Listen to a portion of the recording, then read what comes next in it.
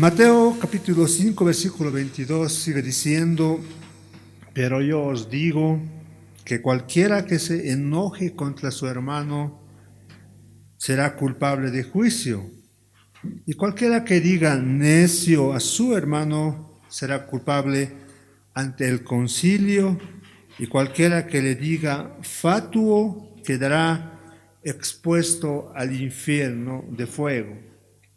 Entonces acá vemos tres palabras. Acá vemos el concepto que tiene el Señor sobre el asesinato, en este caso hablando espiritualmente. Si bien el Señor condena el asesinato físico, el suicidio, el homicidio, la muerte de un prójimo de manera intencional, pero aquí en este versículo vemos también que el Señor toma muy en cuenta cuál es la causa de este tan macabro hecho, el de quitar la vida a un ser humano, a la imagen de Dios, que son los seres humanos, de forma intencionada. En este caso el Señor menciona que para Dios también el asesinato es el enojarse con alguien más, tener un enojo continuo, un enojo que llega a decirle necio y considerarlo fatuo. Entonces, por otras escrituras y por la propia vida de Jesús, sabemos que el Señor tampoco prohíbe toda forma de enojo. Jesús lo que condena en este versículo es el enojo sano, podríamos decir. Jesús no condena un enojo sano. O sea, el Señor habla de la ira. El Señor incluso mismo está airado contra esta humanidad, dice, contra los pecadores. En este versículo de Mateo 5, 22, cuando dice el Señor, pero yo os digo que cualquiera que se enoje contra su hermano, el Señor no está condenando el enojo sano, podríamos decir. Es posible enojarse, pero sin pecar. El enojo contra el pecado es el enojo que el Señor condena. Entonces varios textos hablan de la ira de Dios. Si vamos a Mateo capítulo 3, versículo 7, ahí vemos un ejemplo de cómo el Señor se enojó contra los fariseos y saduceos. Y les decía Mateo 3, 7, generación de víboras, ¿quién os enseñó a huir de la ira venidera? O sea, el Señor no es que condena todo tipo de enojo, el Señor se enojó, en este caso contra los fariseos, contra los saduceos, que eran hipócritas, y los dijo, generación de víboras, ¿quién os enseñó a huir de la ira venidera? Todas las cosas que provocan a ira a Dios, deberían también provocarnos a ira a nosotros. ¿En qué sentido? Nosotros no debemos ser indiferentes al pecado y error.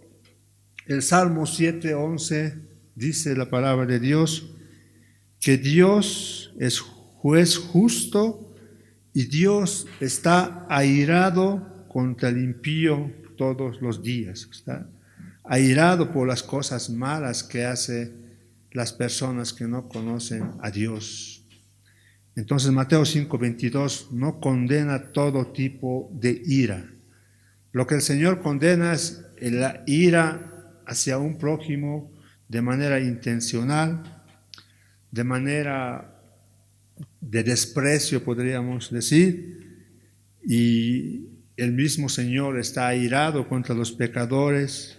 Incluso el Salmo 34, 16 dice que la ira de Jehová contra los que hacen mal para cortar la tierra, la memoria de ellos. O sea, Jehová está airado con la humanidad. Jehová, Dios Padre, está airado contra los impíos. Dios Padre está airado, y dice el Salmo 5:4, porque tú no eres un Dios que se complace en la maldad. El malo, dice, no habitará junto a ti. Los insensatos no estarán delante de tus ojos. Romanos 1:18 dice, porque la ira de Dios se revela desde el cielo contra toda impiedad e injusticia de los hombres que detienen con injusticia la verdad. Juan 3:36 dice, el que cree en el Hijo tiene vida eterna, pero el que rehúsa creer en el Hijo no verá la vida, sino que la ira de Dios está sobre él. Entonces hemos visto versículos de cómo Dios está airado contra la humanidad. Es una ira sana, una ira que busca que los pecadores se arrepientan. Dios ha provisto un camino para la salvación y las personas que no accedan a ese camino de salvación, lo único que recibirán de parte de Dios el Padre es su ira, es su enojo. Y luego también podemos ver en la palabra de Dios que Jesús, el Hijo de Dios, también se airó. Marcos 3:5, vayamos a Marcos 3:5. Entonces dice, mirándolos alrededor con enojo, entristecido por la dureza de sus corazones, dijo al hombre, extiende tu mano, y él la extendió, y la mano le fue restaurada sana. Entonces acá vemos otro versículo donde el Señor Jesús se airó, Jesús se enojó. En Mateo 21:12 vemos, dice la palabra de Dios, y entró Jesús en el templo de Dios y echó fuera a todos los que vendían y compraban en el templo, y volcó las mesas y de los cambistas y las sillas de los que vendían palomas, y les dijo, escrito está, mi casa, casa de oración será llamada, mas vosotros la habéis hecho cueva de ladrones. Entonces fue con enojo justo que el Señor limpió el templo de aquellos que habían vuelto su templo en un lugar de negocio, un lugar donde se estaba generando muchos recursos económicos. El Señor Jesús se enojó, el Padre se enoja, está enojado, y también vemos ejemplos que de muchos siervos de Dios como Moisés en Éxodo 32:19, donde dice que ardió la ira de Moisés, Moisés se enojó, y así una y otra vez vemos cómo muchos siervos de Dios, el Dios Padre, Dios Hijo, se enojaron. Y cuando dice Mateo 5:23, cualquiera que se enoje, o sea, aquí el Señor no está prohibiendo enojarse, debemos enojarnos, claro que sí, debemos enojarnos contra toda impiedad, debemos enojarnos contra el pecado, pero lo que el Señor está condenando aquí es un enojo contra el hermano, contra un hermano de manera intencional. Y los creyentes en este tiempo deberían enojarse. En nuestra época de aparente paz y armonía, no deberíamos nosotros confundir el amor piadoso con sentimientos humanos. Una cosa son los sentimientos de los seres humanos y otra cosa es tener un amor, un supuesto amor, por lo cual muchas iglesias están permitiendo el pecado, están permitiendo muchos pecados sexuales, de infidelidad, adulterios, fornicaciones, dentro de las iglesias con el nombre de amor piadoso. Debemos amar a nuestro hermano, pero el pecado no podemos permitir el pecado dentro de la iglesia, sino más bien deberíamos enojarnos, airarnos contra ese tipo de mal. Ahora es cuando los creyentes deberíamos mostrar más enojo contra ciertas cosas en nuestras naciones, nuestras comunidades, nuestras escuelas, incluso en nuestras iglesias, acerca de las cuales no hay excusa para no estar enojados. No es malo enojarse, pero lo que Mateo 5:22 está hablando es un tipo especial de enojo, un enojo duradero, un enojo que si no se detiene contra un hermano puede llegar a producir un asesinato. ¿Los creyentes debemos enojarnos? Claro que sí. ¿Por qué? Hoy más que nunca la corrupción está se ve en todas partes, en el gobierno, dentro de las iglesias, en las escuelas, etcétera, etcétera. Debíamos enojarnos por las leyes injustas que día a día se van emitiendo en nuestras naciones, como el aborto, la unión libre, que lo único que buscan es destruir la base de la sociedad, como dicen los sociólogos, la familia, la destrucción de la familia. Deberíamos enojarnos contra muchas filosofías, normas a las cuales nuestros hijos están expuestos, nuevas formas de educación donde lo único que buscan es ideologizarlos, llevarlos a una forma de pensamientos esclavistas, no pensamientos libres, pensamientos, ideologías, filosofías que lo único que producen es odio, rencor hacia el prójimo. Deberíamos enojarnos contra ese tipo de ideologías, políticas, pensamientos, por supuesto que sí, y los más expuestos a ese tipo de ideologías son los niños, en las escuelas. Debíamos enojarnos contra normas antibíblicas dentro del evangelicalismo, etcétera, etcétera. Deberíamos enojarnos contra todas estas cosas, por supuesto que sí. ¿Por qué? Porque atacan el reino y la gloria de Dios.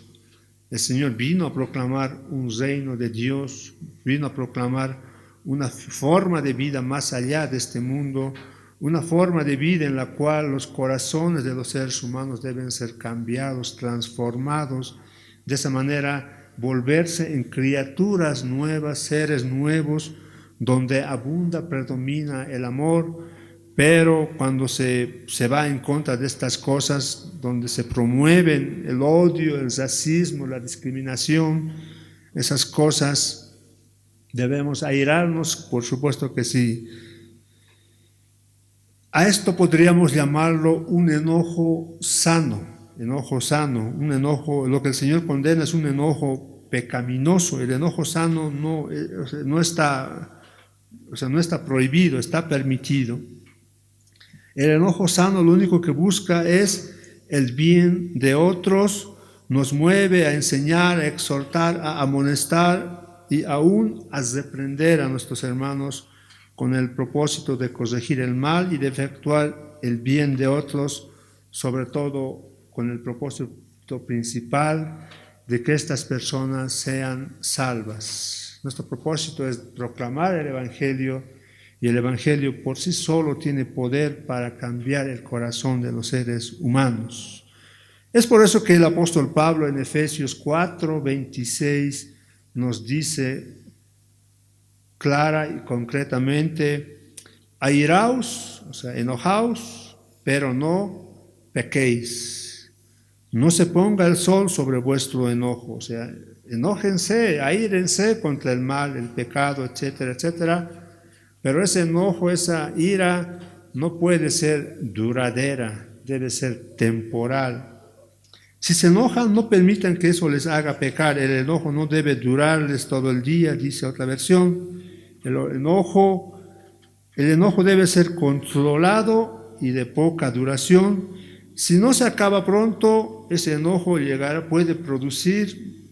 a ser malicioso, y cualquier enojo duradero que no se detiene es peligroso, puede y debe servir para un propósito sano. El enojo no controlado es lo que el Señor condena en Mateo 5:22. El enojo que no se controla, el enojo que es duradero, el enojo que crece como cuando se enciende un fuego y va creciendo el fuego. Hay un momento en que lo incendia todo. Es ese tipo de enojo que el Señor condena en su palabra. Dice: airaos, pero no pequéis, no se ponga el sol sobre vuestro enojo. O sea, que no, antes de que el sol se vaya y venga la noche, ese enojo no tiene que durar más de ese tiempo. Se tiene que resolver en el día.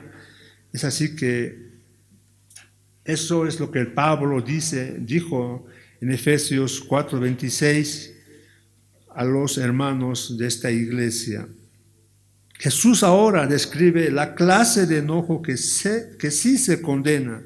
Es un enojo carnal, es un enojo carnal que tiene una actitud de malicia y odio y que se expresa en lenguaje abusivo con palabras insultantes y de reproche y de desprecio.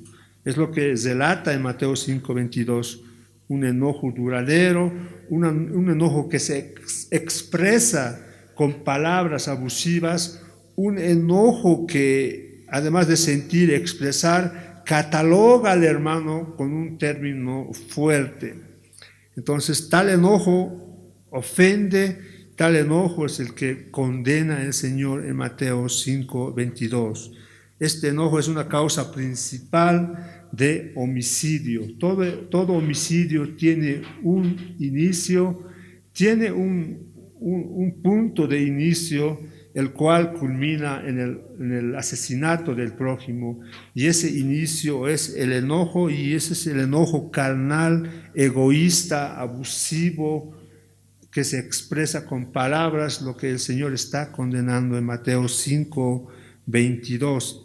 Y si no se elimina ese enojo, pronto puede destruir el alma de la persona en el infierno. Dice más adelante Mateo 5:22. Vamos a Gálatas capítulo 5, versículo 19. El enojo carnal del cual el Señor está hablando en Mateo 5:22 es parte de las obras de la carne que describe Pablo a la iglesia de los Gálatas. Y dice la palabra de Dios: y manifiestas son las obras de la carne, que son adulterio, fornicación, inmundicia, lascivia, idolatría, hechicería, enemistades. Miren, ahí empieza a hablar pleitos, celas, iras, contiendas, disensiones, herejías. Vemos acá en el versículo 19 que la ira, el enojo carnal, es parte de la obra carnal. Ese es el tipo de ira que el Señor está condenando en Mateo 5:22. Contra tal enojo dice la palabra de Dios en Efesios 4:31, quítense de vosotros toda amargura, enojo, ira. Quítense gritería y maledicencia y toda malicia. ¿Quién es el que puede quitar? ¿En quién están las manos? ¿En qué manos está el quitar la ira de cada persona? En nuestras manos. De nosotros depende que nosotros nos liberemos de esa ira, de ese enojo carnal, el cual el Señor está condenando en Mateo 5:22. Y Pablo es bien claro y dice a la iglesia de Efesios 4:31, quítense de vosotros. Está en sus manos. Si tienen algún tipo de ira, enojo, duradero, carnal, esa ira no se queda. O sea, no es que yo tengo una ira contra alguien y se quedó ahí. No, eso va creciendo, crece. Y lo único que hace es separar nuestra relación con el hermano. Y si estamos peleados contra ese hermano o hermana, también nos separa de nuestra relación con Dios. Debemos quitarnos, librarnos de la ira, porque al final, ¿dónde se está guardando la ira? Es en la persona, en el hermano en este caso. Debemos quitarnos la ira de vosotros. Quítense, dice, de vosotros toda amargura, todo enojo, toda ira, toda gritería, toda maledicencia y toda malicia. La solución está en nuestras manos, ¿no? No está en las manos del pastor, del apóstol, del reverendos, no. O de una liberación que nos hagan, no, señores. Está en nuestras manos. Nosotros somos los que vamos a decir, lo perdono y me quito todo ese tipo de amargura, ira, maledicencia que hay en mi vida. Continuando, Mateo 5:22 sigue diciendo, Pero yo os digo que cualquiera que se enoje contra su hermano, acá justamente habla de la ira, contra nuestro hermano o nuestra hermana, hermanas con hermanas, hermanos con hermanos, se refiere a ambos sexos. Jesús habla de la ira egoísta, del enojo contra un hermano que hizo algo contra nosotros o simplemente porque nos irrita y desagrada. No está hablando del enojo que deshonra a Dios, como ya vimos anteriormente. Está hablando de un enojo contra nuestro hermano o hermana. De ese tipo de enojo es que debemos nosotros quitarnos, librarnos. La palabra se enoje tiene que ver con enojo perturbador. Esa palabra enojo viene del griego orgizo. Esto se representa como algo que hierve a fuego lento, que se nutre y que no se le permite extinguirse. Es como un fuego, la palabra original da ese significado. Es como un fuego pequeño que se va encendiendo, que se le va alimentando, que va creciendo, que se lo nutre. Ese es el significado de la palabra enojo. Es algo que crece, algo que no desaparece, algo que se le está alimentando. Ese tipo de enojo se puede observar cuando alguien conserva, guarda un rencor ardiente, una amargura que se niega a perdonar. Se trata del enojo que no quiere reconciliación, un enojo que no quiere arreglar sus problemas. El escritor de Hebreos, Hebreos 12:15, habla acerca de este tipo de enojo. Ahí vamos a Hebreos 12:15. Dice que la ira es como la raíz de amargura que nos estorba.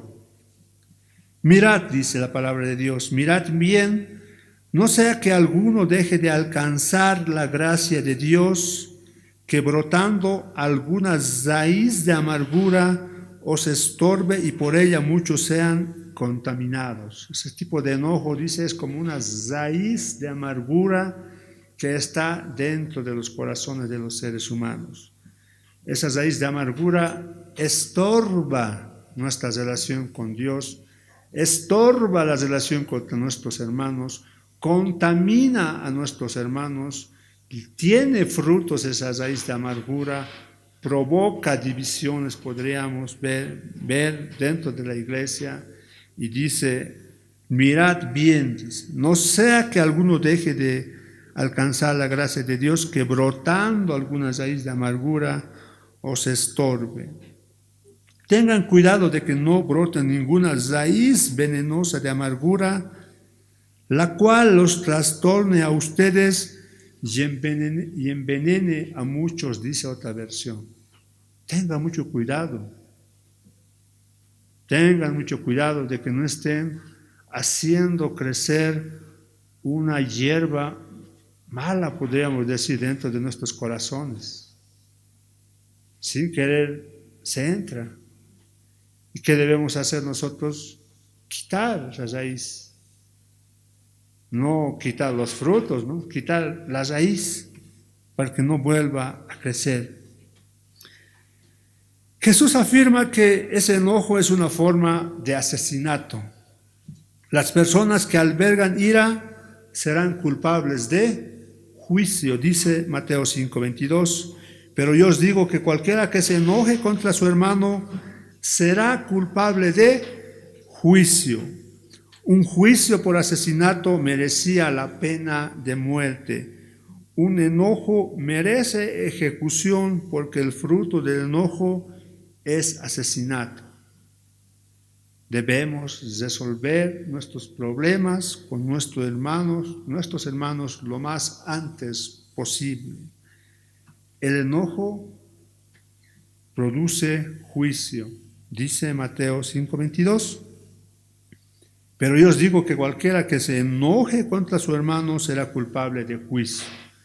En el tiempo de Jesús, aquel que cometía un asesinato se lo llevaba a un juzgado, a un juicio civil, el cual tenía la potestad de condenarlo a muerte. Juicio, asesinato físico, juicio, pena de muerte. El Señor en Mateo 5:22 nos está enseñando que el enojo también debe ser tratado llevado a un juicio, y la pena debe ser la pena de muerte por asesinato. Pero yo no he matado a nadie. Claro que si bien no mataste a nadie, pero estás albergando algo que puede producir un asesinato. Sigue diciendo Mateo 5:22, y cualquiera que diga necio a su hermano será culpable ante él, concilio. Necio, otros lo traducen como zaca. Zaca se relaciona con vacío, se ha traducido como insensato, inútil, necio o imbécil o descerebrado, tonto, cabeza hueca, zopenco, etc. Son los significados de esta palabra necio. Necio, vacío, zaca, a una persona que no tiene cerebro. Era una expresión de desprecio, arrogante, de mofa y calumnia. Entonces, el enojo es un sentimiento, y ese sentimiento va creciendo. En este caso, el siguiente ejemplo que nos pone, cualquiera que diga necio, en este caso se está expresando el sentimiento y dice a la persona vacío, zaca, descerebrado, ya hasta lo está calumniando.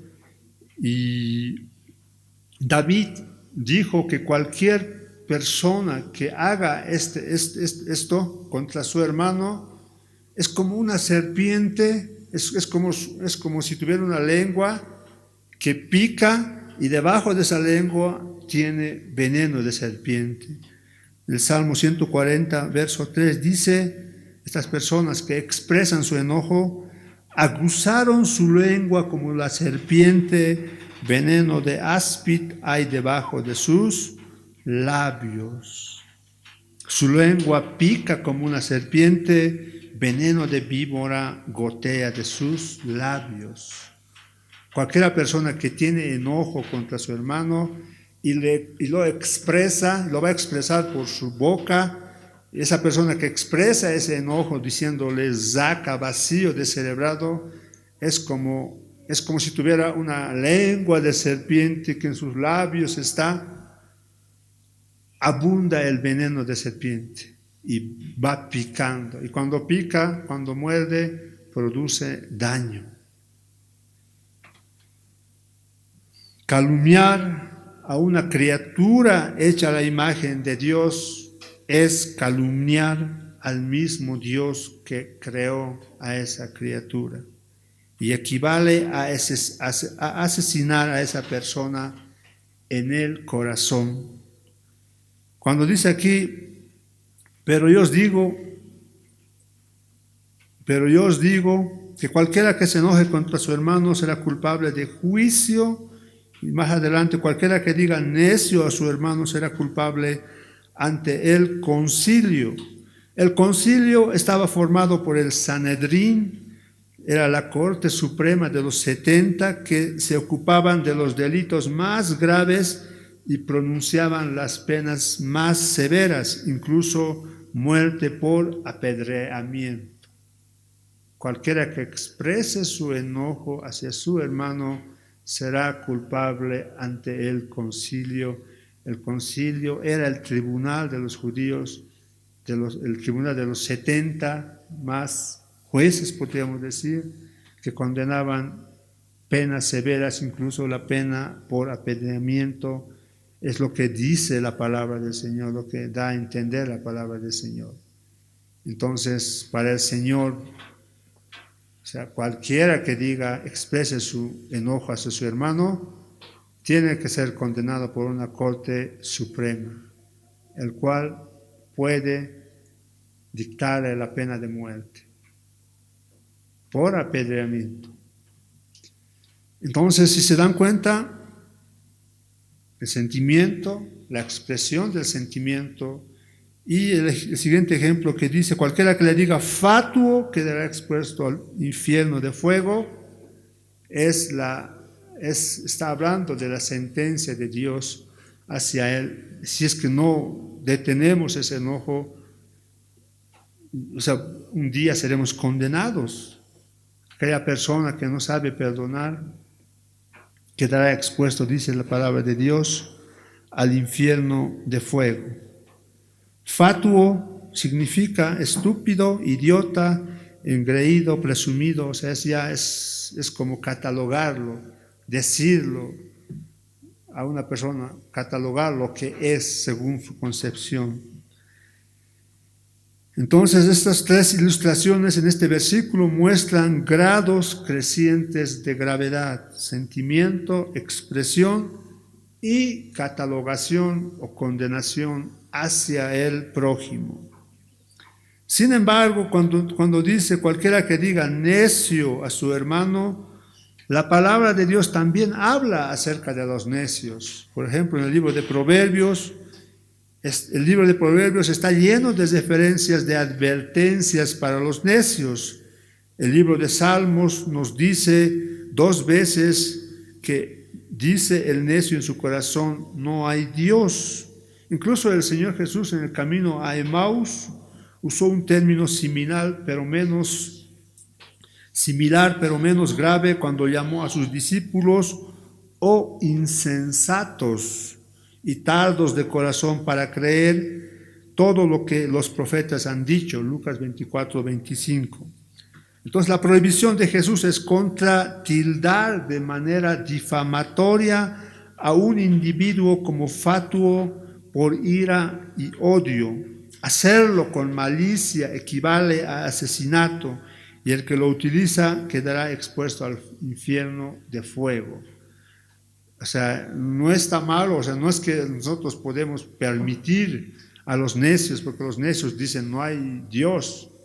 Todo el tiempo van diciendo, y esas personas son necios, según la palabra de Dios. Lo que el Señor está condenando es esa ira, ese enojo carnal, esa ira, ese enojo difamatorio, egoísta, etcétera, etcétera. Entonces dice la palabra que ellos serán expuestos al infierno de fuego. Ahora la palabra infierno que se usa acá viene de la palabra Gehenna y se deriva de Hinnom. Hinnom es el nombre de un valle ubicado al sureste de Jerusalén que se usaba en el tiempo de Jesús como un vertedero, como un basurero donde había mucha basura, olores nauseabundos, había fuego que constantemente estaba ardiendo. Entonces el Señor utilizó este lugar tenebroso, este lugar intimidatorio, podríamos decir, donde el fuego, el humo y la fetidez nunca cesaban.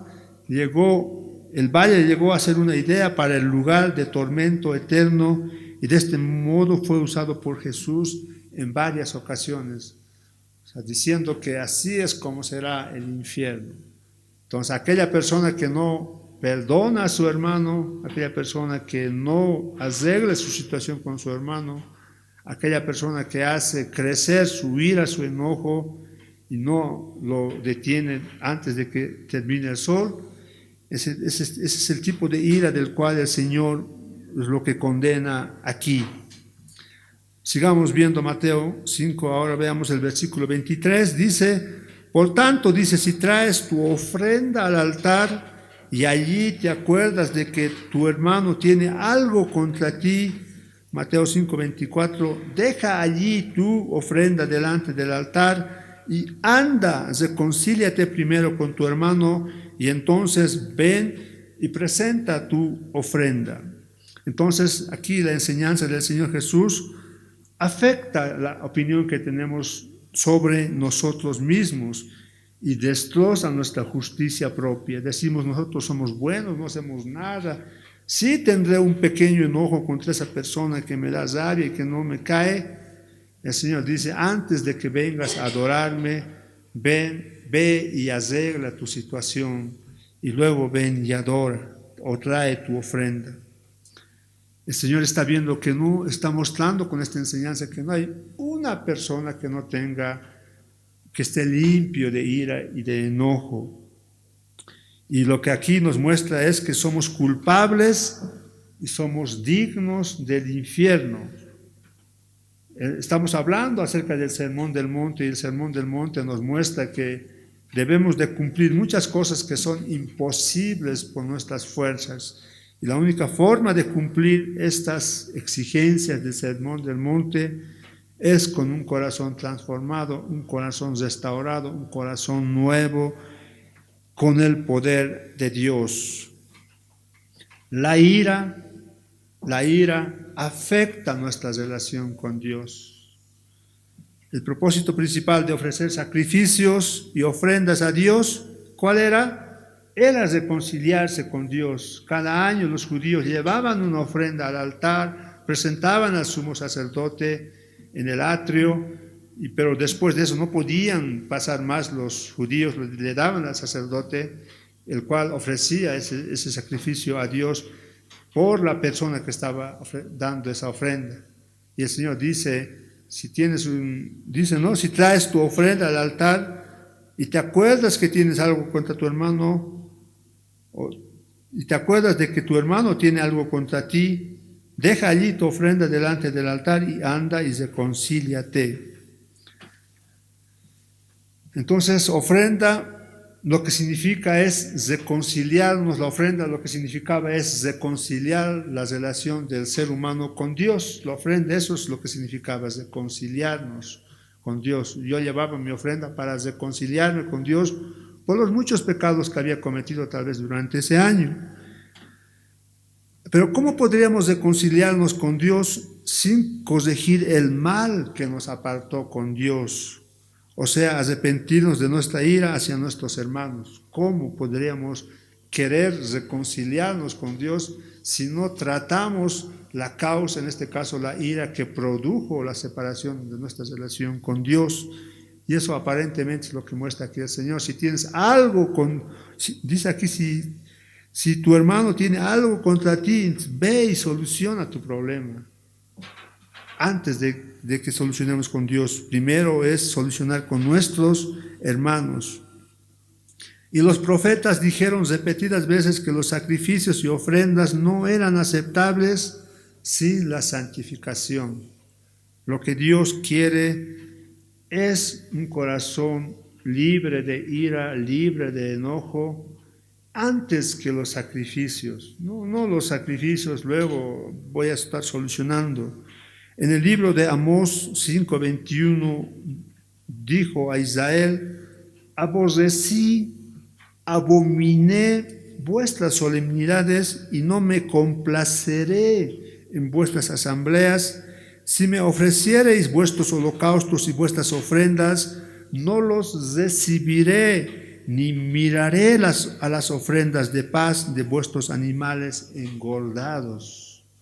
Así es, esa es la palabra de Dios. Dice, primero es la reconciliación, la relación buena que debemos de tener con nuestros hermanos antes que los que queramos traer cualquier cosa delante de Dios.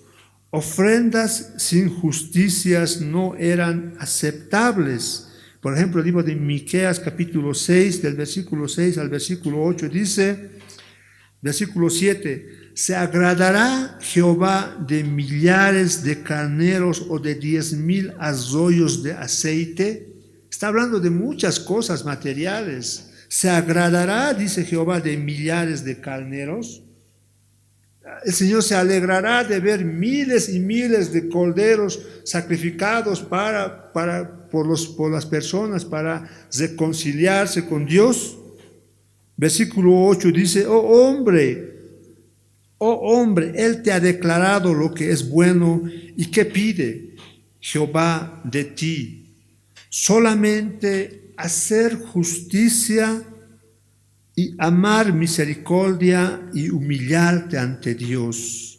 Hacer justicia, amar misericordia, humillarte ante Dios, ¿son actos físicos o son actos personales, espirituales, de un ser ante su Dios. Entonces lo que Dios quiere antes de las cosas físicas, quiere una reconciliación espiritual del ser humano. Dios quiere que hagamos su voluntad. Dios quiere un corazón contrito, humillado, antes que los sacrificios. El Salmo 51, 17 dice: los sacrificios de Dios son el espíritu quebrantado, el corazón contrito y humillado no despreciarás tú, oh Dios. Esa es la palabra de Dios, esa es la voluntad del Señor.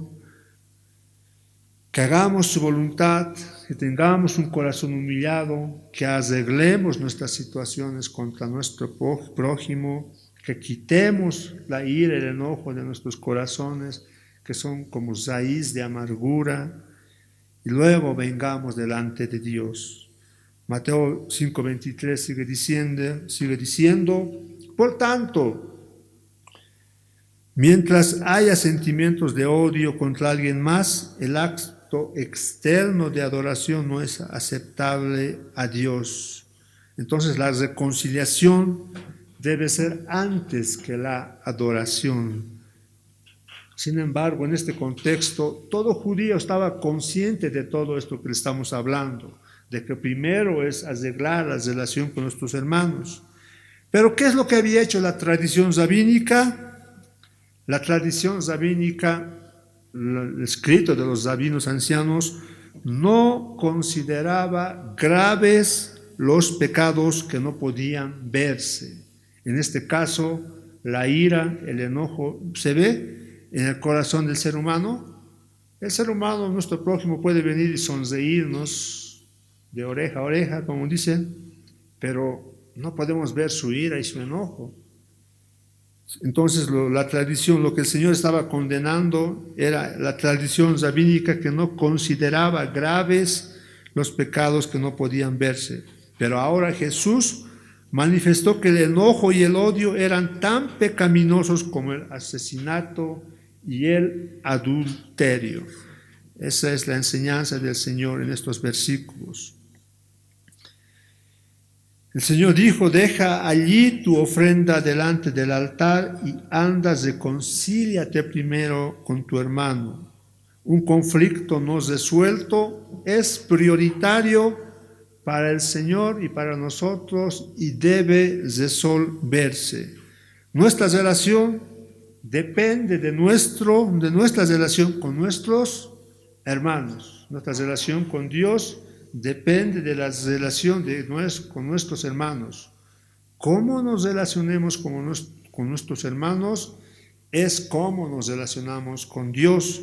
Primera de Juan 4:20, la palabra es claro, concreto y dice así: si alguno dice yo amo a Dios y aborrece a su hermano, ese es un mentiroso. Amo a Dios, pero este no me cae, este no. Primero, un conflicto no resuelto es prioritario y debe resolverse. Nuestra relación con Dios depende de nuestra relación con los hermanos.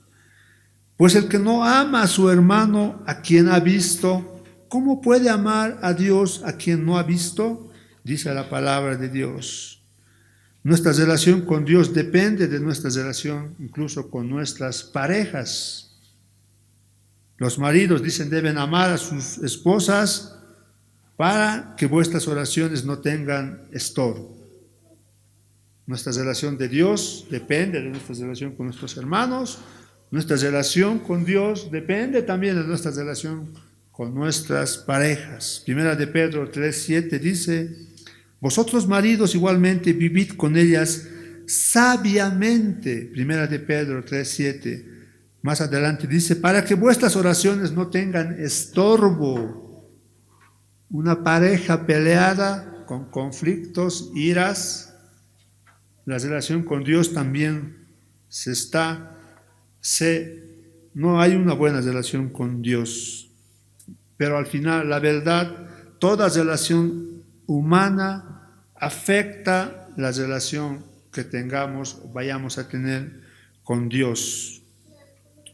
Y lo que el Señor manda a todo oyente, creyente del Sermón del Monte es: reconcíliate primero, reconciliarnos. ¿Qué es lo primero?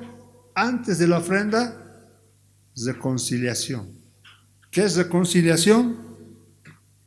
Hacer las paces, arreglar, quitarse el problema. Mateo 18:15 dice: por tanto, si tu hermano peca contra ti, ve y repréndele estando tú y él solos. Si te oyere, has ganado a tu hermano. ¿Qué dice? Que lo denuncies. No, tenemos que arreglar nuestra situación con el hermano. Esa es la relación que debe haber entre hermanos, creyentes, verdaderos. Ahora, ¿se imaginan Jesús tratando de resolver los problemas con los fariseos, saduceos, hipócritas? Llamarle a Caifás: ven, hermano Caifás, hablemos de esto. ¿Por qué vendes ovejas a muy alto precio? ¿Por qué estás cambiando el dinero mal? Estás ganando mucho. No. Una cosa es la relación con nuestro hermano y otra cosa es denunciar a los lobos, a los que están haciendo negocio con la fe cristiana. Con esos no tenemos nada que hablar. A esos hay que denunciarlos. Pero sí debemos de orar por esos hermanos. Tal vez Dios los perdone y los salve. Entonces el pecado que nos separa del hermano también nos separa de Dios. Isaías 59:2 dice la palabra de Dios: vuestras iniquidades, o sea, vuestras malas relaciones entre vuestros hermanos, podríamos tal vez parafrasear, han hecho división entre vosotros y vuestro Dios. O sea, si nosotros tenemos malas relaciones entre hermanos, eso nos separa de la relación que tengamos con Dios. Y vuestros pecados han hecho ocultar de vosotros su rostro para no oír. Lo triste que vemos ahora es que ¿cuántos hermanos ofrecen culto a Dios semana tras semana sin recordar esto? O sea, vienen a ofrecer sus cultos, ofrecen, no sé, vienen a predicar, a cantar, a tocar, no sé, a ofrecer algún servicio dentro de la iglesia, pero tienen problemas con su prójimo. ¿Cuántos hermanos ofrecen culto a Dios y ni siquiera quieren saludarse unos a otros y mucho menos reconciliarse unos con otros? Creemos quizá que Dios hará acepción de personas porque nosotros somos la iglesia verdadera. La respuesta es falso, mentira. Dios no hace acepción de personas. No hace acepción de personas. El Señor no se complace en grandes sacrificios, grandes cosas que podamos nosotros hacer delante de Dios. Lo que Dios primero dice aquí: deja allí a tu ofrenda, primero reconcíliese con su hermano, arregle los problemas con su hermano. Nosotros, al tratar de reconciliarnos, hemos cumplido con nuestra parte. Ahora, si la otra parte no quiere reconciliarse con nosotros, ese ya no es nuestro problema. Nosotros hemos cumplido, hemos quitado la ira y el enojo. Pero si la otra parte insiste en tener problemas con nosotros, es otra ya situación eso. Lo que el Señor aquí nos está diciendo es que tú ve primero y reconcíliate. No está diciendo que logres la reconciliación, porque la otra parte puede no querer resolver el problema. Nosotros hemos cumplido con quitarnos toda raíz de amargura y dejar de ser como serpientes que pican y tienen veneno alrededor de su boca. Hemos cumplido lo que manda la palabra del Señor. Y podemos adorar verdaderamente. Primero es reconciliarnos, es necesario solucionar la brecha entre nuestros hermanos antes de solucionar la relación o brecha que haya de nosotros con Dios. Si no hacemos esto, eso es de hipócritas, ¿no? Hipócritas que hablan con la boca, pero en su corazón hay otra cosa. Ese ha sido siempre el requisito de Dios, y así lo había dicho a Israel. Isaías capítulo 1:11 dice: ¿para qué me sirve, dice Jehová, la multitud de vuestros sacrificios? Hastiado estoy de holocaustos, de carneros y de cebo de animales gordos. No quiero sangre de bueyes, ni de ovejas, ni de machos cabríos. Isaías 1:11, y más adelante sigue diciendo en Isaías 1:16, lo que Dios quiere es: lavaos, limpiaos, quitad la iniquidad de vuestras obras delante de mis ojos. Dejad de hacer lo malo, aprended a hacer el bien, buscad el juicio, restituid al agraviado, haced justicia al huérfano, amparad a la viuda.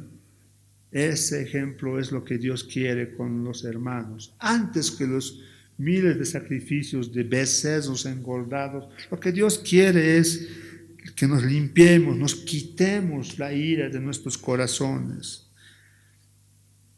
Mateo 5:23 sigue diciendo: por tanto, si traes tu ofrenda al altar y allí te acuerdas de que tu hermano tiene algo contra ti, cuando dice tu hermano tiene algo contra ti, podrías referirse a enojo, odio de parte del hermano. Entonces lo que debemos hacer, como les dije, es ir a arreglar nuestro problema. Nosotros hemos cumplido con quitarnos toda la raíz de amargura. Si la otra parte no quiere solucionar, ya es otro problema, y solo orar, pedirle al Señor que toque el corazón.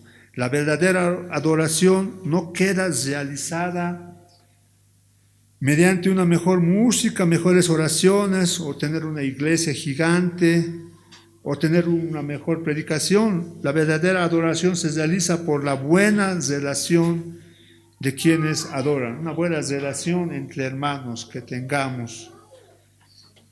El Salmo 66:18, casi 1000 años antes de que Cristo predicara el Sermón del Monte, el salmista había declarado en el Salmo 66:18: si en mi corazón hubiese yo mirado a la iniquidad, el Señor no me habría escuchado. Si en mi corazón, ¿no? O sea, el corazón es lo primero. Si en mi corazón hay maldad, el Señor no me va a escuchar, no me habría escuchado. Y primera de Samuel 15:22, incluso Samuel, miles de años antes de que el Sermón del Monte se predicara, dijo esto, primera de Samuel 15:22: ciertamente el obedecer es mejor que los sacrificios, el obedecer. Y lo que Dios nos manda es que primero nos reconciliemos. ¿Con quiénes? Contra el hermano que tiene una ofensa contra nosotros. Ahora, ¿cuál es el efecto en nuestras relaciones con los demás? Mateo 5:25. Dice acá Mateo 5:25: ponte de acuerdo con tu adversario pronto, entre tanto que estás con él en el camino. O sea, lo que el Señor manda es que lo más antes posible nos pongamos de acuerdo con el que tenemos problemas. No sea, dice aquí el Señor, pone un ejemplo, que el adversario te entregue al juez, el juez al alguacil, y seas echado en la cárcel. De cierto te digo que no saldrás de allí hasta que pagues el último cuadrante. Entonces el Señor en estos dos versículos nos está dando el ejemplo de cuando existe un problema de dinero entre dos personas. Dice que resolvamos lo más antes posible para que no lleguemos ante el juez y el juez ordene al alguacil y este nos meta a la cárcel.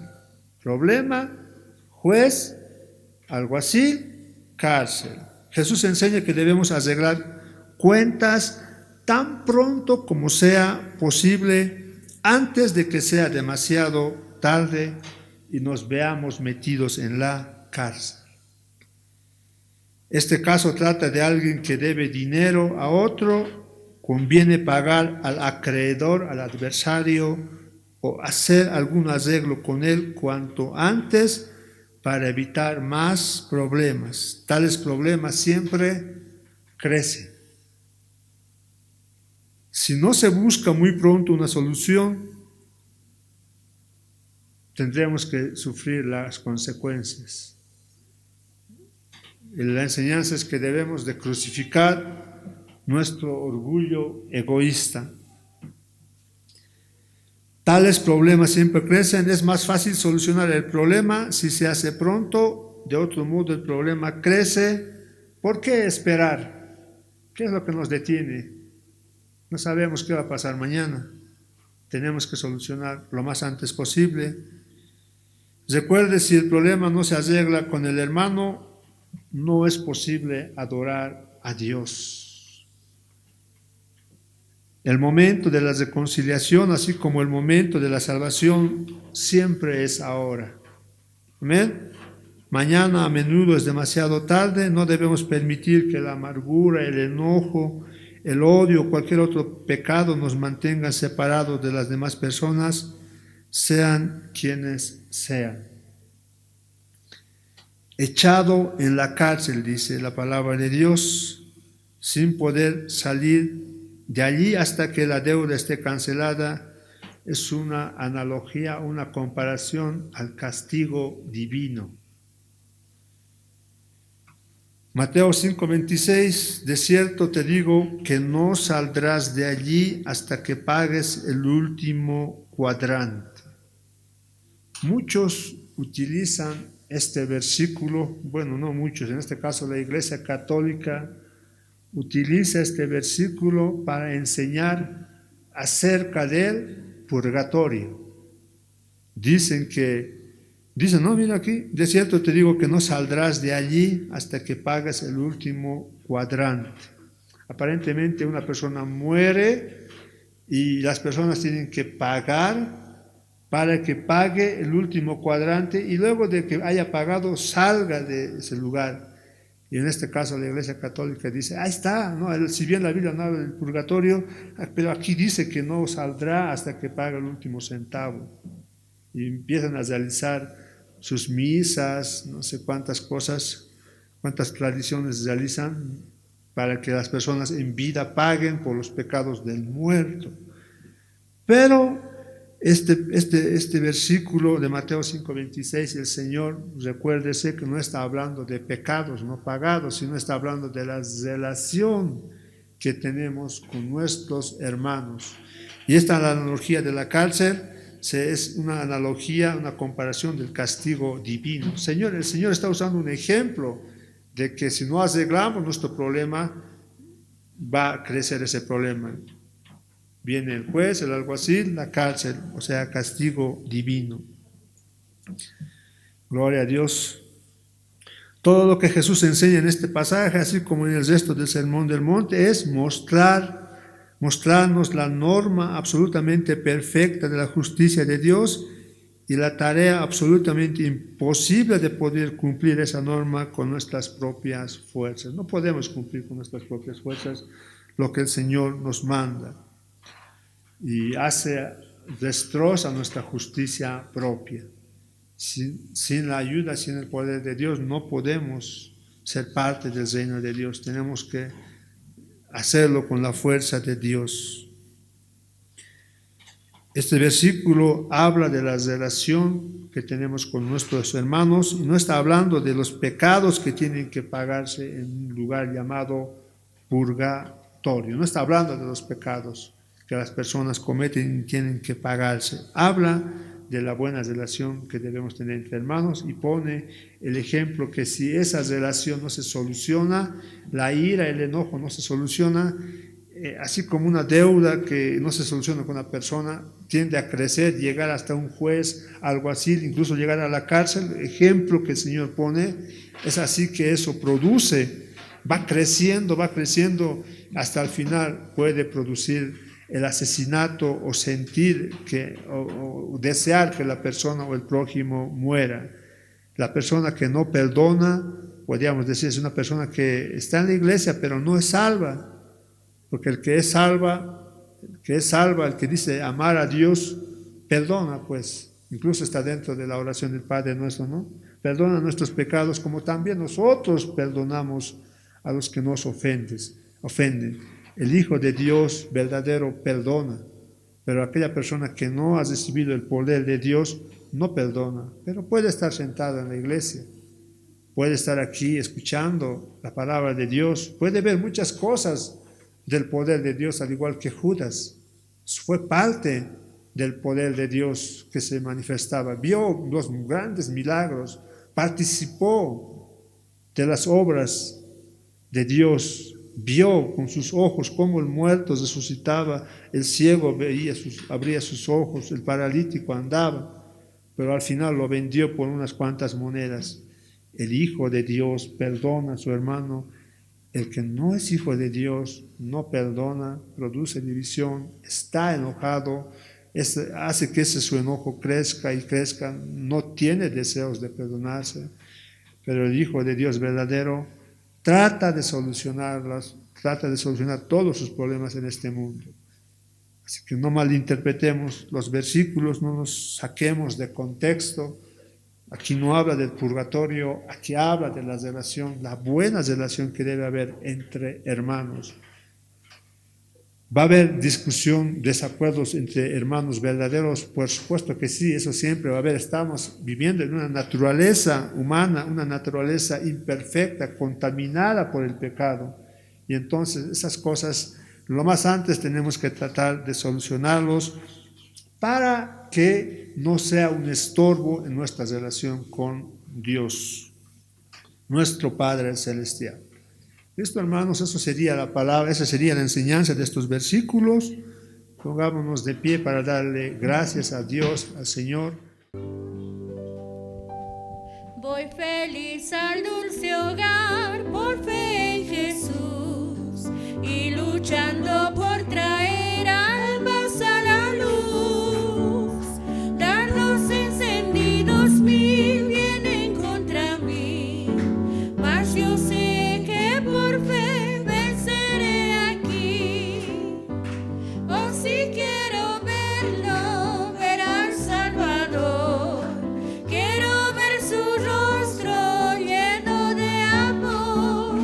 En aquel gran día yo he de cantar, ya pasó todo afán, todo mi pesar.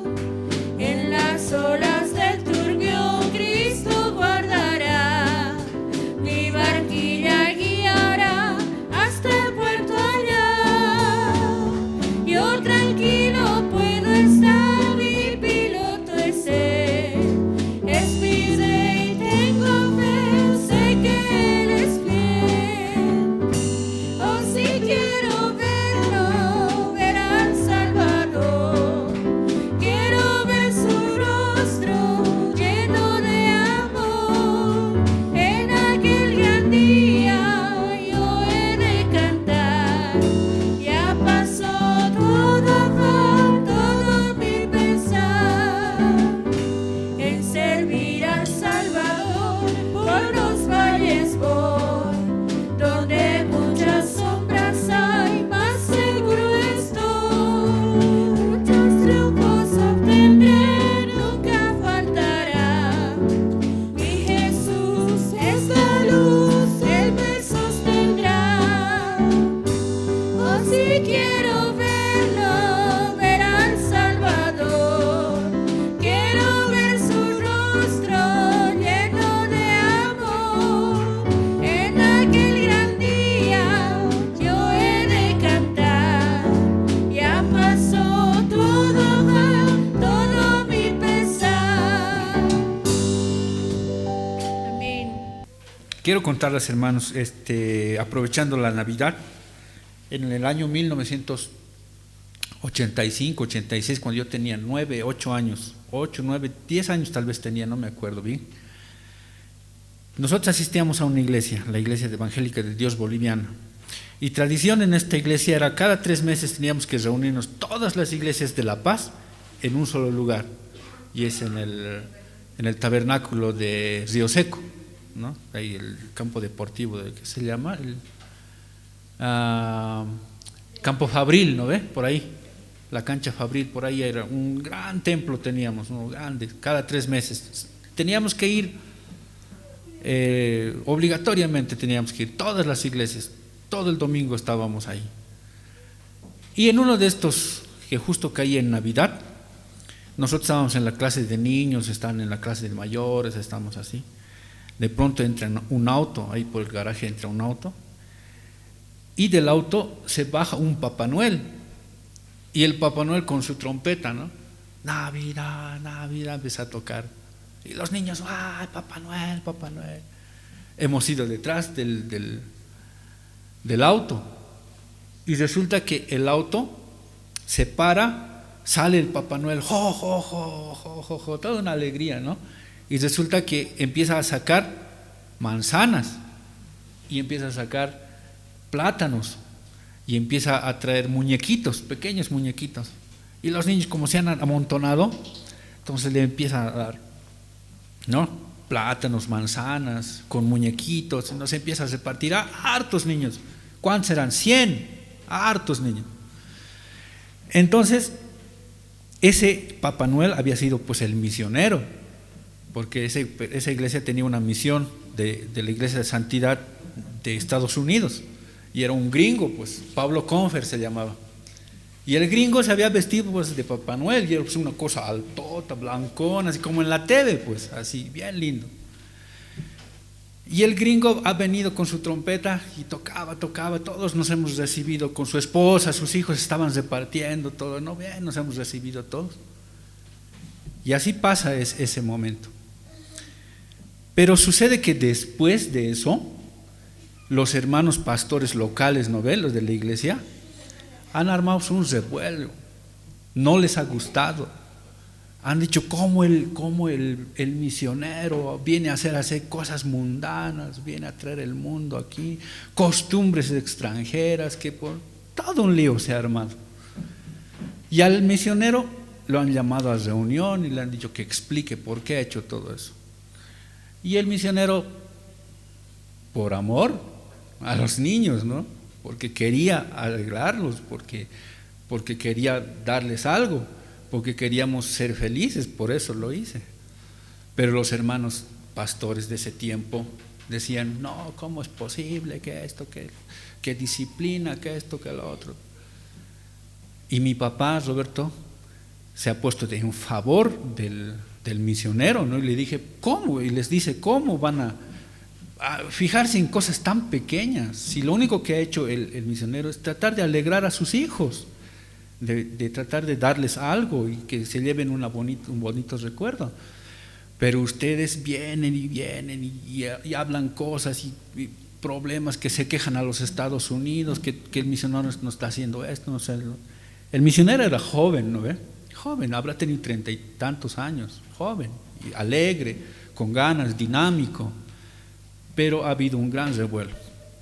Unos 5 años después lo han sacado siempre al misionero, y con ellos también a mi papá lo han sacado, ¿no? ¿Por qué? Por ponerse a defenderlo por esa situación.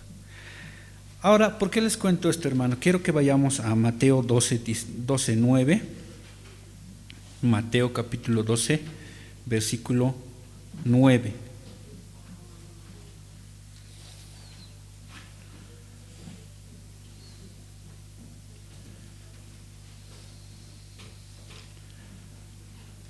Mateo capítulo 12, versículo 9. Quiero leer algo parecido más o menos que ha pasado con el Señor Jesús. Mateo capítulo 12, versículo 9. Dice, pasando de allí, vino a la sinagoga de ellos, y he aquí había allí uno que tenía seca una mano, y preguntaron a Jesús para poder acusarle, ¿es lícito sanar en el día de reposo? Él les dijo, ¿qué hombre habrá de vosotros que tenga una oveja y si ésta cayere en un hoyo en día de reposo, no le echa la mano y le levante? Pues, ¿cuánto más vale un hombre que una oveja? Por consiguiente, ¿es lícito hacer el bien en los días de reposo? Entonces dijo a aquel hombre, extiende tu mano, y él la extendió y le fue restaurada sana como la otra. Y salidos los fariseos tuvieron consejo contra Jesús para destruirle. Amén. Una historia más o menos parecida. Jesús caminaba, estaba en una sinagoga, aparece un hombre con la mano seca, dice, no, tal vez estaba torcida, no sé. Y resulta que los fariseos, por molestarle, por buscarle algo de qué acusarle, le dicen, ¿es lícito que tú lo cures en el sábado, en el día de reposo? Y entonces Jesús le dice, ¿quién de ustedes, si en sábado se cae una de sus ovejas, no le va a ayudar para sacarle de ese hueco? Y en el día de reposo. Así que una persona vale más que una oveja, que podemos curarle, podemos ayudarle en un día de reposo. Y le cura, ¿no? Y esto los fariseos lo toman como ya una arma contra él. Lo toman como una arma contra él. ¿Qué ha pasado con este Papá Noel que les cuento? Lo que pasa es que la misión de los Estados Unidos enviaba dinero aquí a la iglesia de Dios boliviana de Bolivia, y ese dinero era administrado por el misionero, ¿no? O sea, le presentaban proyectos, le decían queremos una campaña en tal parte, vamos a necesitar tanto equipo, tanto, y el misionero disponía del dinero, ¿no? Decía, ya está bien, les voy a dar tanto para que hagan su campaña y así.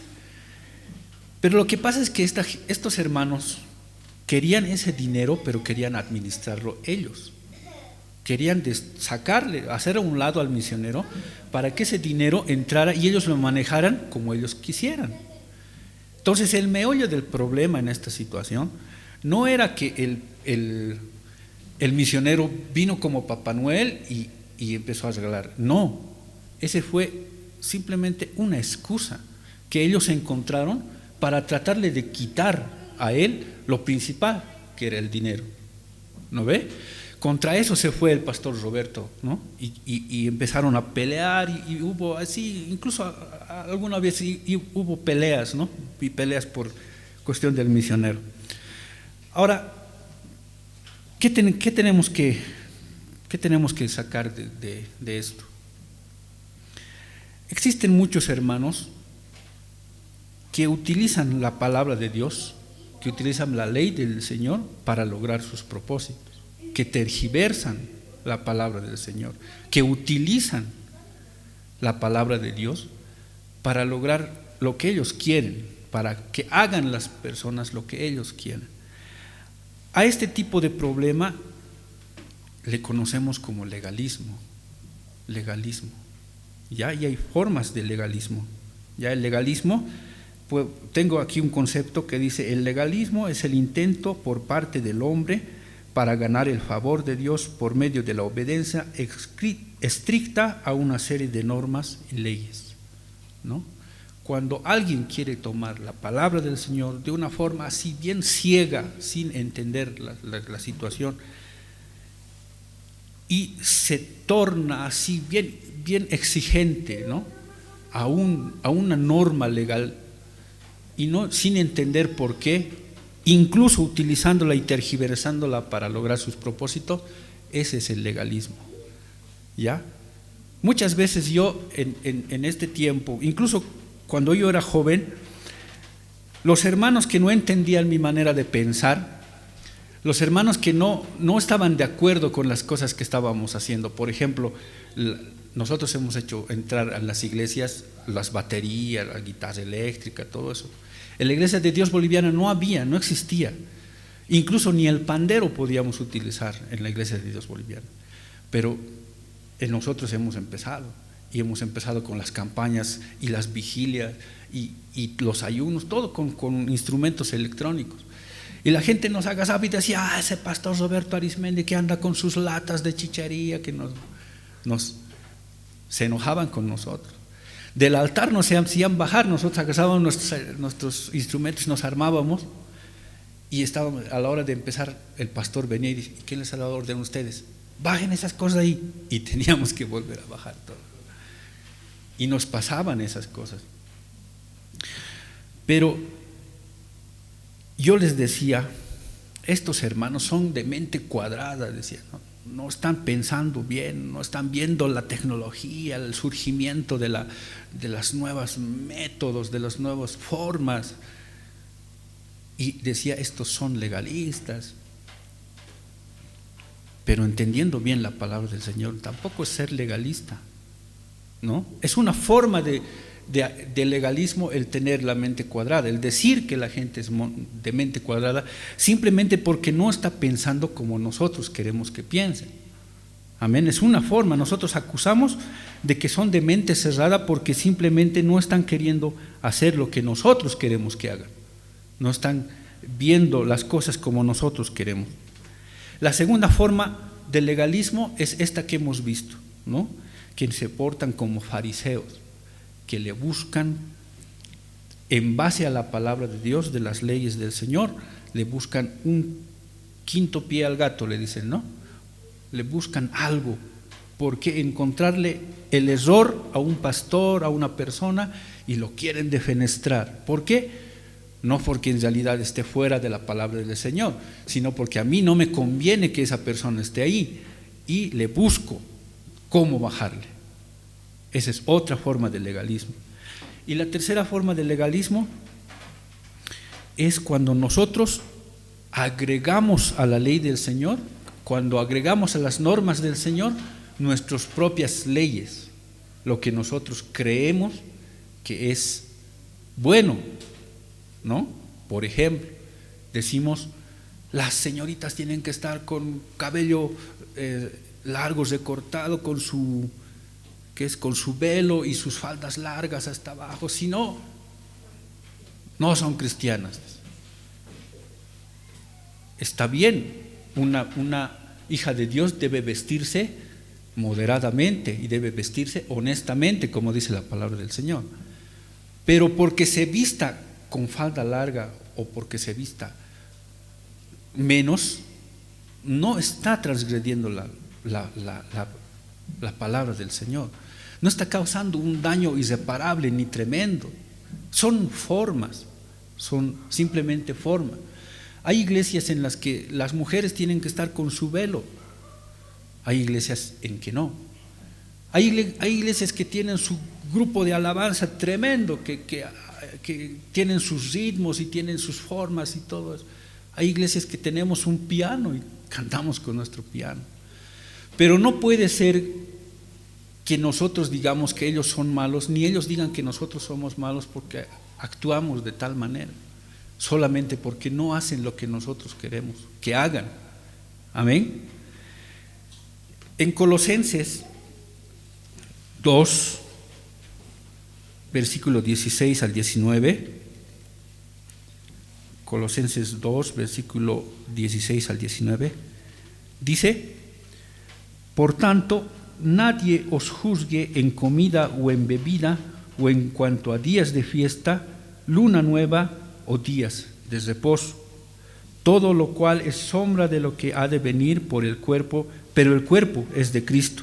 Nadie os prive de vuestro premio, afectando humildad o culto a los ángeles, entremetiéndose en lo que no ha visto, vanamente hinchado por su propia mente carnal. Amén.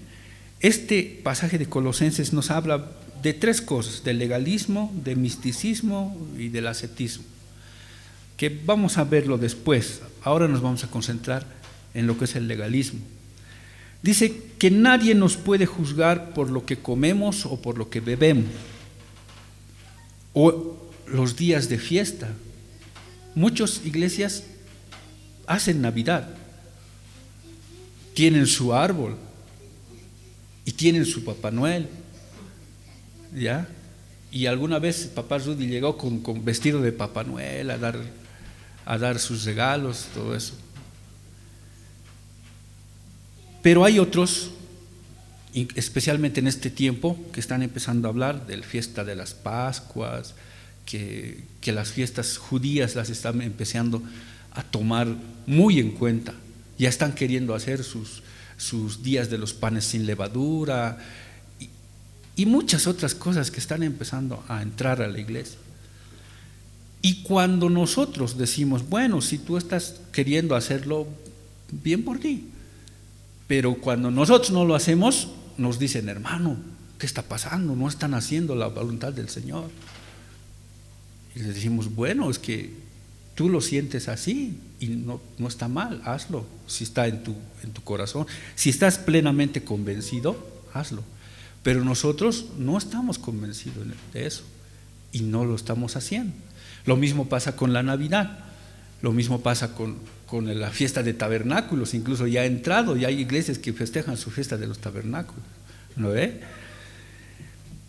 En la casa del pastor Lilan, como ellos tienen harta relación con Argentina, porque toda la familia está en Argentina y casi siempre van ahí, a ellos les gusta tomar un vaso de vino después del almuerzo, ¿no? Tienen su almuerzo y ahí toman su vaso de vino. Pero cuando estamos nosotros, cuando está Georgina, yo, alguien de la familia, no toman, ¿no? Lo guardan su vino y está guardado. ¿Por qué? Porque hay un respeto. Dicen los hermanos no toman un vinito, nosotros no tenemos por qué estar tomando delante de ellos. Amén. Porque, hermanos, el legalismo en la iglesia nos hace que nosotros empecemos a pelear entre nosotros mismos y empezar a ver con otros ojos a los otros hermanos que hacen algunas cosas que no nos parecen bien a nosotros. Pero la palabra del Señor hay en algunas cosas que no están claras, no está claro, no hay una previsión clara.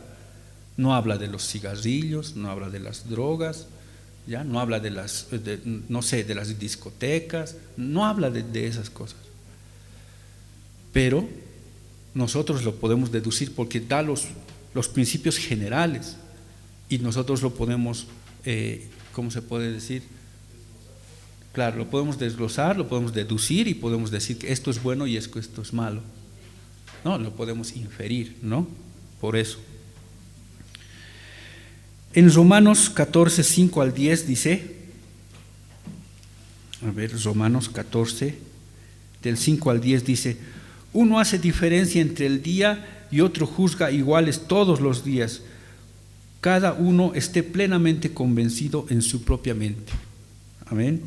Algunos dicen hoy es Navidad, algunos dicen hoy es Año Nuevo, otros dicen hoy es fiesta del tabernáculo y otros como para nosotros cualquier día es cualquier día. Lo que celebramos a veces es cumpleaños. Y alguna vez incluso nos dijeron que el cumpleaños no hay que celebrarlo porque es como adorar a la persona, ¿no? Pero no, alguna vez me dijeron a mí, no tienes que celebrar cumpleaños porque es como si estuvieses rindiéndole culto a esa persona. Y bueno, nosotros no lo vemos así, nosotros lo vemos como alegrarnos porque está un año más con nosotros, porque es alguien a quien queremos mucho. Amén. El 6 dice, el que hace caso del día lo hace para el Señor y el que no hace caso del día para el Señor no lo hace. El que come para el Señor come porque da gracias a Dios y el que no come para el Señor no come y da gracias al Señor. En ambos casos, si está hecho para la gloria del Señor, agradeciéndolo al Señor, no tenemos por qué pelear, no tenemos por qué dividirnos, no tenemos por qué enojarnos, no tenemos por qué condenarlo al hermano o a la hermana que hace, ¿no? Hay muchos que tienen problemas con comer carne de cerdo, muchos tienen problemas con tomar Coca-Cola, con tomar café. Hay muchos que no quieren saber nada de la carne, ¿no? Los vegetarianos, los adventistas le dan mucha prioridad a esto de la comida. Tienen su dieta de Daniel, que pura legumbres, dice, ¿no? Pura lechuga, puro vegetales comer. Pero la palabra de Dios dice, si lo hacen con agradecimiento al Señor, el que come agradece al Señor y el que no come agradece al Señor. Entonces, siempre y cuando lo agradezcan al Señor, no hay problema, dice el Señor. En el versículo 3 dice, el que come no menosprecie al que no come y el que no come no juzgue al que come porque Dios le ha recibido. Amén. No solamente en comida, también en bebidas. Obviamente hay algunos que se sirven un vino, hay algunos que no. Ahora, de ahí no vamos a pasar ni a la cerveza, ni al whisky, ni nada, ¿no? Aunque alguien me contó, el pastor Lilan me contó que había ido a Colombia, creo, a Panamá, no sé dónde, y dice que todos después del almuerzo los pastores se tomaron un vaso de cerveza y él se quedó ahí como totalmente chiflado. ¿Qué ha pasado aquí? Pero también son contextos culturales, ¿no? ¿Cómo? En Alemania, por ejemplo, ¿no? La cerveza es cultural, ¿no? Es como el fresco de Mocochinchi, ¿no? Entonces, hay muchas cosas en las que nosotros tenemos que ser sabios, ¿no? Y amorosos como el Señor Jesús ha sido con nosotros. Amén. En el 14, versículo 7 dice: porque ninguno de vosotros vive para sí, ninguno de vosotros muere para sí. Porque si vivimos, para el Señor vivimos, y si morimos, para el Señor morimos. Así pues, sea que vivamos o sea que muramos, del Señor somos. Porque Cristo para esto murió y resucitó, volvió a vivir para el Señor, así de los muertos como para los muertos, como de los que viven, dice. Amén. Sea que vivamos o sea que muramos, cualquier cosa que hagamos, lo vivimos para el Señor, dice. Y tenemos que tomar en cuenta el capítulo 1 también del versículo 4, que dice: recibid al débil en la fe, pero no como para contender sobre opiniones, porque uno cree que se ha de comer de todo y el otro, que es débil, come legumbres, ¿no? Y ahí estamos hablando. Nosotros tenemos una libertad en Cristo. Dios nos ha hecho libres. Dice que el que al Hijo libertare será verdaderamente libre. Y al ser libre, nosotros somos libres de todas las tradiciones humanas, ¿no? La Iglesia Católica, ¿qué nos impone? Bautizo, rebautizo, confirmación, matrimonio, no sé, son 7 impuestos, tiene que estar seguro. Y si no lo has hecho y te estás queriendo casar, tienes que hacer los otros 7 o 5, creo, antes de casarte. La Iglesia Católica nos obliga a hacer muchas cosas. Tienes que confesarte y luego de confesarte tienes que hacer lo que el cura te ha dicho y luego recibir tu hostia y todo ese tipo de cosas que son normas humanas. Alguien se inventó eso. No está en la palabra del Señor. Alguien se inventó y nosotros ciegos, antes de llegar al Señor, ciegos íbamos y lo hacíamos. Incluso creíamos que si no lo hacíamos, entonces nos íbamos a ir al infierno. Eso es también legalismo. Le estamos dando a las obras humanas, a las tradiciones, le estamos dando el poder de salvación. Si hacemos, somos salvos. Si no hacemos, no somos salvos. Amén. Pero la palabra de Dios dice que nosotros somos libres de todo eso. Que padrinos, que tantas costumbres que hay, costumbres que tenemos, pero que se han ido ingresando a la iglesia. Y todos creemos que tenemos que seguirlo haciendo. Y aún en la iglesia evangélica tenemos también legalismos. ¿Y cuáles son nuestros legalismos? Cuando alguien se convierte al Señor, te decimos: tienes que hacer tu oración de salvación. Tienes que decir estas palabras: Señor, perdóname. Y le hacemos parar y al final le decimos: diles, el Señor me ha perdonado, ustedes también perdónenme, hermano. Eso no está en la palabra de Dios, pero les obligamos a hacer. Y si no lo ha dicho, entonces para nosotros no se ha convertido. Hay eso. Y cuando tú estás ya empezando en el camino del Señor, resulta que te dicen: ¿ya has hablado en lenguas? Te preguntan, ¿no? ¿Ya has hablado en lenguas? No. Entonces tienes que hablar en lenguas, si no, no has recibido el Espíritu Santo. Y le decimos: tienes que hablar, y tienes que ir, y tienes que hacer, tienes que orar, tienes que ayunar. ese es un legalismo, porque la palabra de Dios dice que no todos tenemos todos los dones. Hay dones de sanidad, don de lenguas, y hay varios dones, y todos somos un cuerpo y somos diferentes. Decirle a una persona que tiene que sí o sí hablar en lenguas es un legalismo. Le estamos obligando a hacer algo que tal vez el Señor no le ha dado. Tal vez no le ha dado. Amén. Tenemos también nuestros legalismos, nos empezamos a portar legalistas. Y nuestros pensamientos, lo que nosotros creemos, las costumbres que se han tenido en nuestra iglesia por tanto tiempo, queremos que todos pasen por lo mismo. Amén.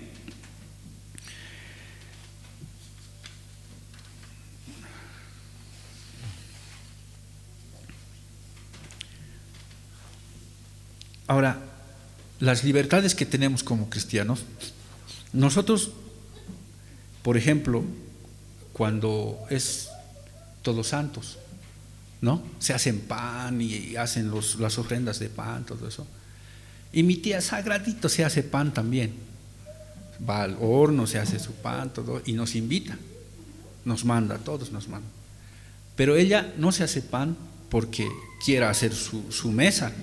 Se hace pan porque esa semana no hay pan para comprar, ¿no? Y son amantes del pan, así que se hace pan porque no va a poder comprar esa semana, así que a nosotros más nos mandan. Y entonces, ¿nosotros qué haríamos? Diríamos, no, eso está de Todos Santos y eso está sacrificado a los ídolos y no lo comeríamos. No, somos libres y decimos, pan es pan. Y me ha invitado mi tía y nos comemos. Hay otros que les gustan algunos platos que se sirven en esas fiestas, ¿no? En esas fiestas, el ají de lentejas que son típicos de ese tipo de fiestas. Y a mi suegra le gustaba harto el ají de lentejas con pescado. Y sagrado cuando era esa fecha era ají de lentejas ají de arvejas, ¿no? De esos. Y era con pescadito, rico. Entonces, ¿qué diríamos ahí? ¿Que me estás obligando a comer algo que es de los demonios? No, es algo que nos gusta y en esas épocas nomás hay esas arvejas, así que nos comemos esas épocas, ¿verdad? Entonces, lo que yo quiero que entendamos, hermano, es que nosotros como cristianos vemos estas fechas y estas fiestas y estas cosas y comemos, digamos, algunas cosas que nos invitan o que nos gustan, porque para nosotros no significa nada. Comida es comida, y si en ese momento es la única forma en que podamos comer esa comida, pues la comemos. Porque para nosotros, Todos Santos, cualquier cosa picana, no sé, no significa nada. Para nosotros el Señor nos ha hecho libres y somos completamente libres de hacer lo que nosotros queramos. Amén. Cuando nosotros empezamos a decir, no, usted no tiene que comer carne porque son un ser vivo y tal, y empezamos a condenar al que come carne, o empezamos a condenar al que toma café o al que toma Coca-Cola y le decimos, tú no eres hijo de Dios, tú eres tal, tú eres tal, estamos entrando en legalismos. Pero hay cristianos que les es duro, les es difícil librarse de algunas cosas. Hablan de protocolos y recientemente nosotros empezamos a ver cristianos que dicen, hay protocolos que cuidar, hay protocolos que hay que seguir. Son legalismos, porque en el cristianismo no hay protocolos, somos libres de hacer lo que queramos. Pero, ahí viene el pero, aquí viene el pero. Esa libertad que nosotros tenemos no puede causarle a otro hermano nuestro, no puede causarle problemas, no puede llevarle al error. Mi papá contaba de un hermano que era alcohólico y que dice que este hermano ya pasaba mucho tiempo, ya 1 o 2 años que ya había dejado el alcohol totalmente. Y ya no tomaba, ya estaba, ¿cómo se dice? Ley seca, ¿qué se le dice? No sé, ya estaba recuperado, ¿no? Y resulta que había habido la Santa Cena. Y en la Santa Cena generalmente nosotros compramos uva, la licuamos y es uva fresca la que nosotros tomamos, porque la palabra de Dios dice el fruto de la vid, ¿no ve? Pero dice que la hermana que estaba encargada de eso se había olvidado hacer. Así que lo que se le ha ocurrido es: compraremos vinito. Y habían comprado vino. Y a los hermanos les han repartido vino. Ahora hay iglesias que hacen con vino siempre, ¿no? No nos vamos a hacer problema de eso. Pero en la iglesia habían puesto vino, ¿no? La habían repartido a todos con el pan. Y toda la ceremonia pasa de la Santa Cena. Y luego pasa 1, 2 semanas, 3 meses, 2 meses, ya no aparece el hermano. ¿Qué ha pasado con el hermano? ¿Qué ha pasado? Cuando van a visitarlo, el hermano había recaído y había vuelto al alcoholismo, y había vuelto. ¿Por qué? Porque esa copita de vino, esa pequeña copita de vino, que para muchos es insignificante, que para muchos no es importante, para él sí era importante, porque él estaba intentando dejarlo, y cuando lo ha tomado, ha vuelto a sentir toda esa necesidad del alcohol, y ha vuelto a caer. Siempre contaba a mi papá eso. ¿Por qué? Porque para algunos que la palabra de Dios les dice fuertes en la fe, hay cosas que no son importantes. Nosotros podemos hacerlo y no cambia en nada nuestro amor al Señor, no cambia en nada nuestro pensamiento, no cambia en nada nuestra comunión con el Señor. Pero hay otros que es importante: el no comer carne, el no comer Coca-Cola, no tomar café, no tomar ni una gota de vino y demás. Es importante.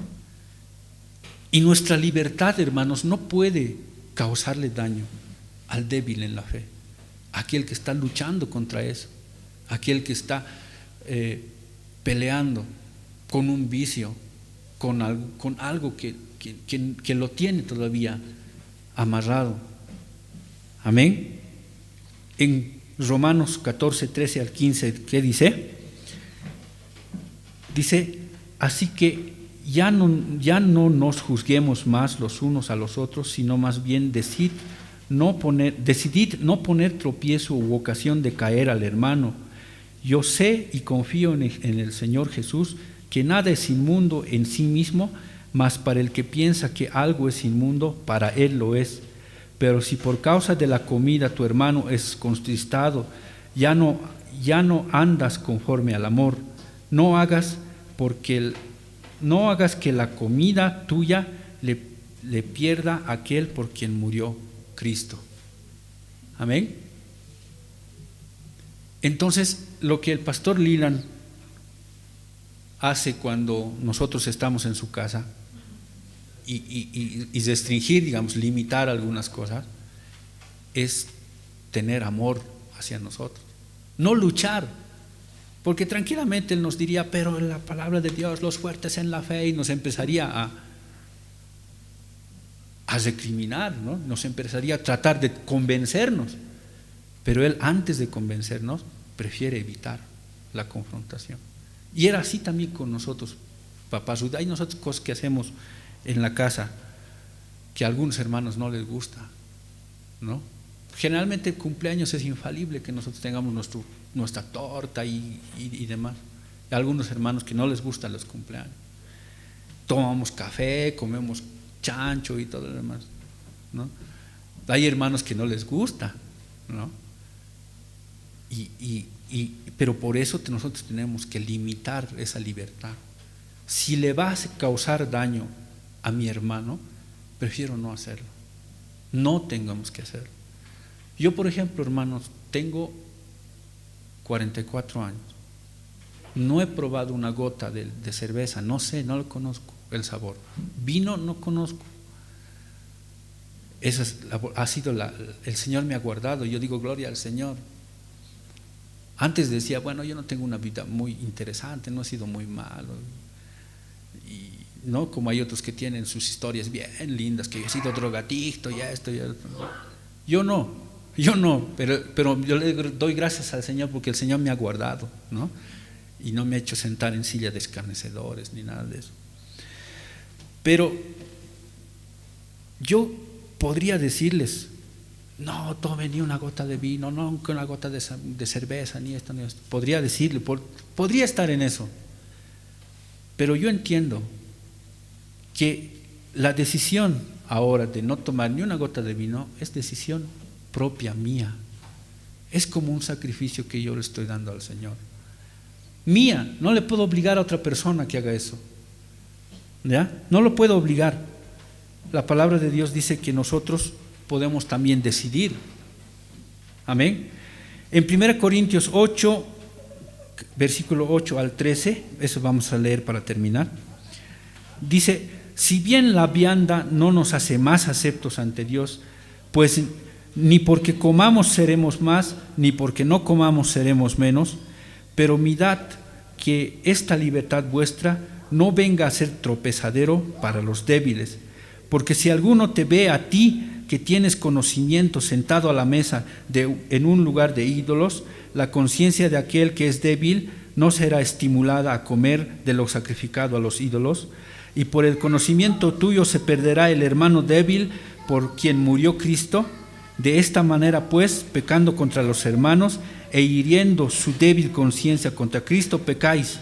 Por lo cual, si la comida le es a mi hermano ocasión de caer, no comeré carne jamás para no poner tropiezo a mi hermano. Amén. Yo cuando leí esto me di cuenta, dije, si resulta que al hijo del pastor, al que lo están viendo, ¿no? Los jóvenes, porque es difícil ser hijo de pastor, siempre te están viendo qué estás haciendo, qué cosa haces, qué hablas, qué dices, qué comes, siempre te están viendo todo eso. Yo decía, si me ven estos hermanos en alguna, no sé, puede ser que para mí no significa nada estar, digamos, en una fiesta de 15 años con de una de mis amigas, digamos, voy y no tomo con ellos, no bailo con ellos, solamente le doy mi regalo a la cumpleañera, espero a que se partan la torta y me voy. Para mí está bien, pero puede ser que los hermanitos, alguien, justamente ese día esté el hijo del hermano tantos que me haya visto o me hayan sacado una fotografía, algo.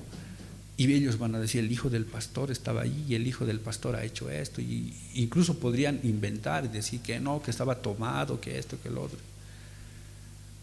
Entonces, por esa causa, porque para mí no importara estar allí, no es problema, porque eso no cambia en nada mi pensamiento y mi devoción hacia el Señor, pero por el amor a los hermanos, que pueden tomarlo mal y pueden decir, este hermano está actuando así, ¿por qué yo no? Entonces, por ese amor es que yo prefiero no estar en lugares, ¿cómo se puede decir?, que pueden ser malinterpretados, ni hacer cosas malinterpretadas, ni tomar, ni comer, ni nada, cosas que puedan ser mal utilizadas por otras personas. Y esa libertad que nosotros tenemos como cristianos maduros, no puede ser causa de tropiezo para otros. Amén. Así que aquí lo que tiene que primar es el amor que tenemos.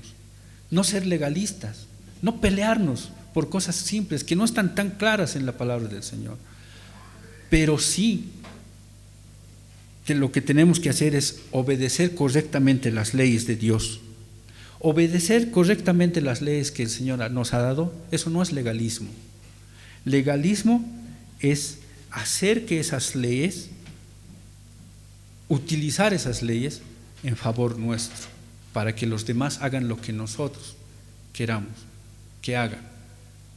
La palabra de Dios dice que nosotros no somos homogéneos, no somos todos iguales, todos somos partes de un cuerpo diferente, ¿no? Y tenemos funciones diferentes y tenemos dones diferentes. Así que en ese amor tiene que prevalecer el amor en nosotros hacia los demás. Amén. Esa libertad tiene que estar limitada por el amor que nosotros tenemos hacia los demás.